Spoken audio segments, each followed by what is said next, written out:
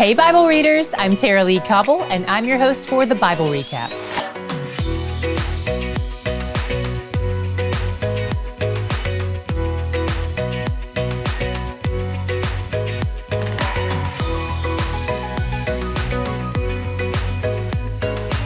Today we read two chapters. The first focused on the northern kingdom of Israel, and the second focused on the southern kingdom of Judah.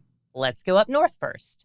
When we open with 1 Kings 16 today, Baasha is still king in Israel, but a prophet named Jehu shows up to speak a word against him.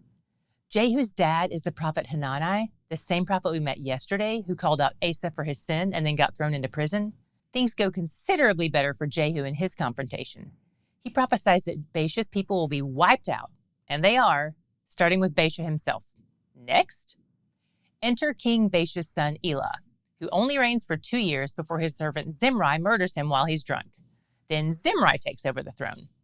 But if you think 2 years is a short reign, Zimri's like, watch this, and wraps up his reign in 7 days. I've had leftovers last longer than that. He does accomplish something important, though. He fulfills Jehu's prophecy against the house of Baasha by wiping them all out. There's an interesting Hebrew word that shows up in 16:13 regarding the sins of Baasha and his family. It says, they sinned and made Israel to sin, provoking the Lord of Israel to anger with their idols. The word idol here is the Hebrew word hevel, which is the same word we saw over and over again in the book of Ecclesiastes. There, it was translated as vanity. It's the idea of something being worthless and fleeting. The text is ultimately pointing out that Baasha leads people to chase after worthless things, to spin their wheels, worshiping something that won't last. That is terrible leadership. As Zimri is in the early and late stages of his short reign, so like day 5 or so, word gets back to the Israeli army that he has killed their king. They're none too pleased about it, so they chase him down. He realizes the jig is up, and he sets his own house on fire while he's inside. Meanwhile, Israel has appointed Omri as their new king. I'm not sure where he's going to live, though. Things are off to a rocky start for Omri. Not only is his palace a smoldering crime scene, but half the people of the northern kingdom don't support him. They want to follow another guy named Tibni, whose name I've already forgotten because he's just a blip on the radar before he dies and disappears entirely. Okay, King Omri it is.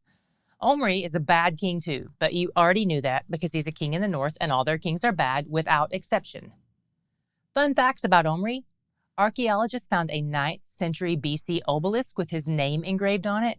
So his reign is actually recorded outside scripture as well, which means he was probably a fairly wealthy, successful king, even though he didn't follow God's laws. The same obelisk also records the name of the king who succeeded Omri, King Ahab, also in the north, also terrible. And you may not know much about him, but you've probably heard a few things about his wife, Jezebel. There's a good chance that whatever you've heard about her is probably wrong unless you heard it in scripture. But don't worry, we'll get to her soon enough. A couple of things to note about Ahab himself. First, 1633 says, Ahab did more to provoke the Lord, the God of Israel, to anger than all the kings of Israel who were before him. Yikes. That's a terrible epitaph. Second, during his reign, one of his guys started rebuilding Jericho, the first city the Israelites conquered when they entered the Promised Land. And you may recall that Joshua pronounced a curse on anyone who rebuilt it. That curse is recorded in Joshua 6:26, and it says, cursed before the Lord be the man who rises up and rebuilds this city Jericho.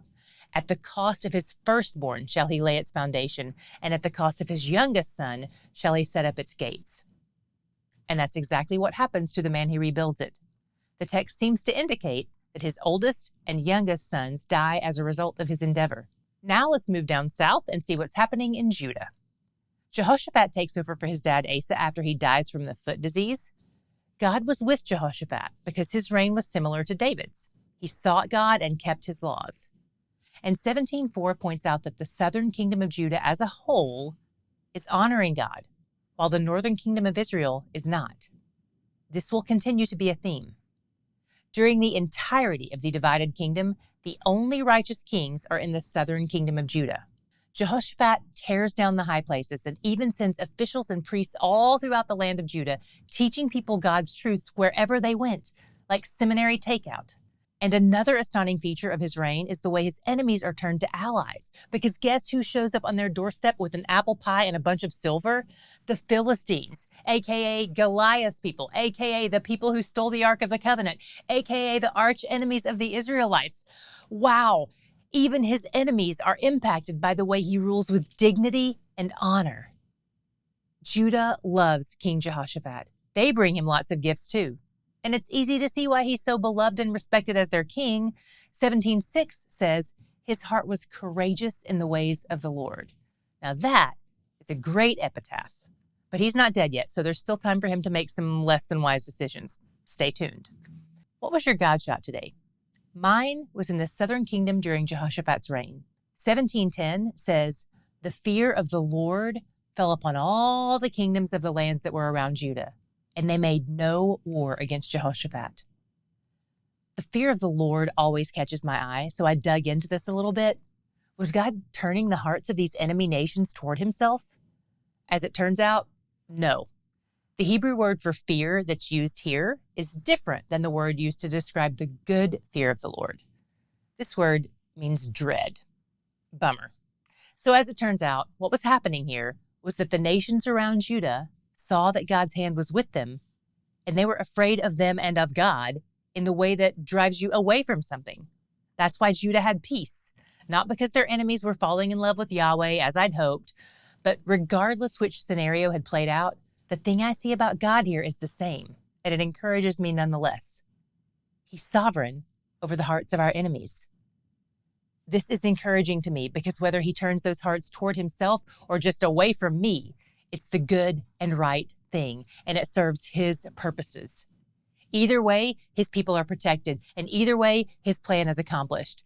He's a bigger God than I realize sometimes, accomplishing far more than meets the eye, because he does a lot of his work at a heart level.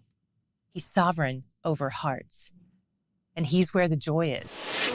Several of you have asked us about transcripts for our podcast, and guess what? We've got them. So if you're a visual learner or you just like to take notes while you recap or highlight things, we have two options for you. Option A, you can join our RECAPtains family. And as a RECAPtain at the transcript tier or higher, we'll send you the transcripts for each week as we move through the study. If you're interested in option A, check for a link in today's description box or click the RECAPtains link at thebiblerecap.com. Option B, we have single episode transcripts available in the store on our website for just $1 each. So if all you want is one transcript, that's a great place to go. For option B, check for a link in today's description box or click the store link at thebiblerecap.com.